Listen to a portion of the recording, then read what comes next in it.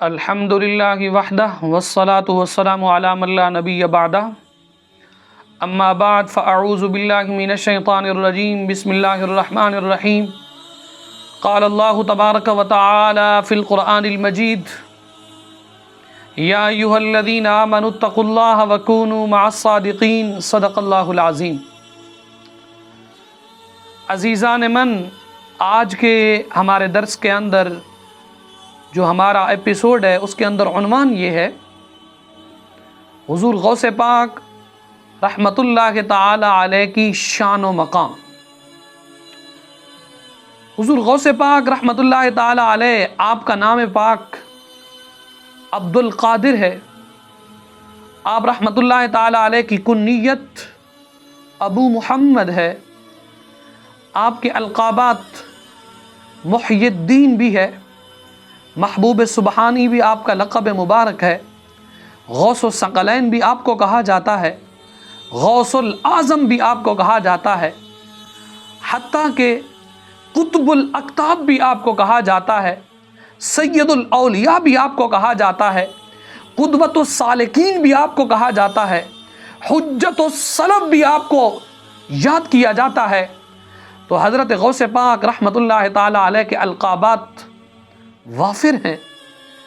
حضرت غوث پاک رحمت اللہ تعالی علیہ آپ 470 ہجری میں بغداد شریف کے قصبہ جیلان کے اندر آپ پیدا ہوئے، اور 561 ہجری میں بغداد شریف میں ہی ماہ ربیع الثانی کے اندر آپ کا وصال پرملال ہے۔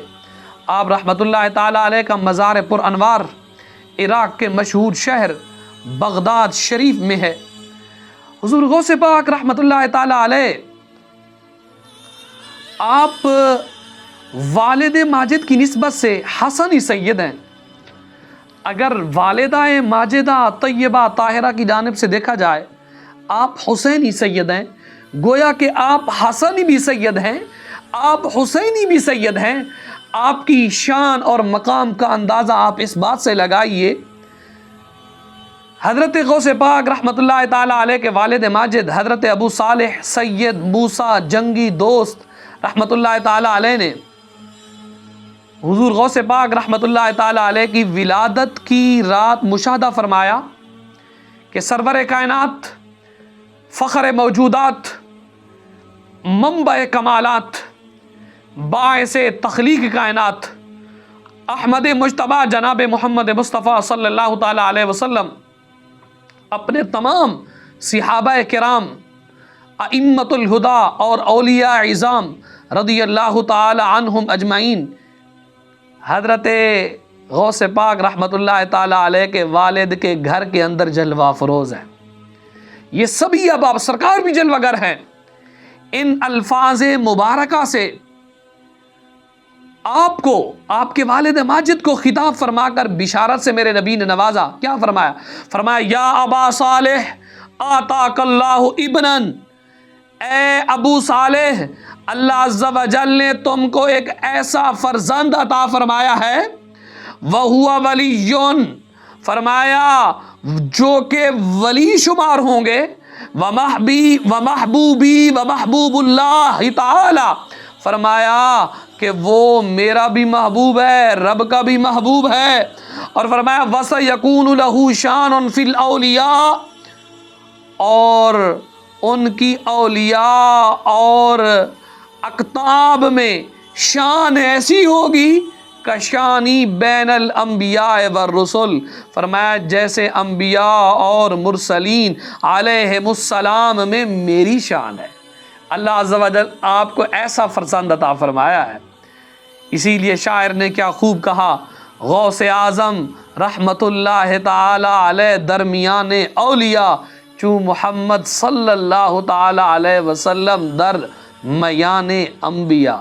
غوث اعظم درمیان اولیاء، چوں محمد درمیان انبیاء۔ حضور غوث پاک رحمت اللہ تعالی علیہ کی ولادت کی بشارتیں تو خود رسول اللہ نے دی ہیں، خود صحابہ کرام نے دی ہیں۔ میرے نبی صحابہ کرام کی موجودگی کے اندر تشریف لائے اور آپ کے والد ماجد کو فرمایا کہ اللہ تمہیں ایسا فرزند عطا فرمائے گا جو میرا بھی محبوب ہے اللہ کا بھی محبوب ہے۔ حضرت غوث پاک رحمۃ اللہ تعالی علیہ آپ بچپن کے اندر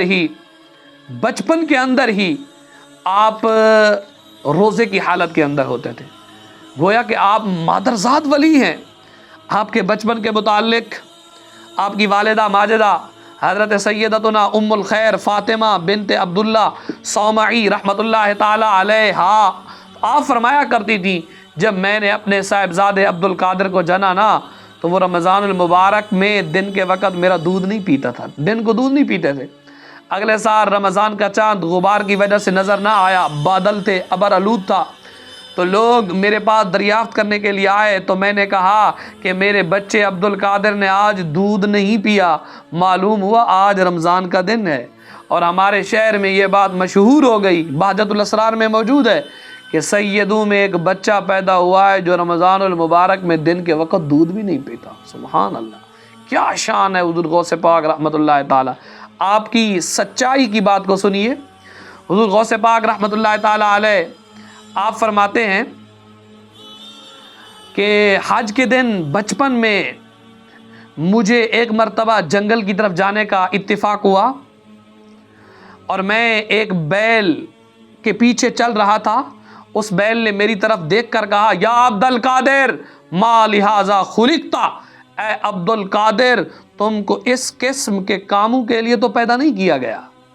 میں گھبرا کر گھر لوٹا اور اپنے گھر کی چھت پر چڑھ گیا تو کیا دیکھتا ہوں، میدان عرفات میں لوگ کھڑے ہیں، میدان عرفات میں لوگ کھڑے ہیں۔ اس کے بعد میں نے اپنی والدہ ماجدہ کی خدمت اقدس میں حاضر ہو کر عرض کیا، آپ رحمۃ اللہ تعالی علیہ نے مجھے راہ خدا میں وقف فرما دیا اور مجھے بغداد جانے کی اجازت بھی دے دی تاکہ میں وہاں جا کر علم دین حاصل کر سکوں۔ والدہ ماجدہ رحمۃ اللہ تعالی علیہ نے مجھ سے اس کا سبب دریافت کیا تو میں نے بیل والا واقعہ حضرت غوث پاک فرماتے عرض کر دیا۔ میری والدہ کی آنکھوں میں آنسو آ گئے اور وہ 80 دینار جو میرے والد ماجد کی وراثت تھی میرے پاس لے آئیں تو میں نے ان میں سے 40 دینار لے لیے اور 40 دینار وہ اپنے بھائی سید ابو محمد رحمۃ اللہ تعالی علیہ کے لیے چھوڑ دیے۔ والدہ ماجدہ نے میرے 40 دینار میری گدڑی میں سی دیے اور مجھے بغداد جانے کی اجازت عطا فرمائی۔ آپ رحمۃ اللہ تعالی علیہ مجھے ہر حال میں راست گوئی اور سچائی کا درس دیا۔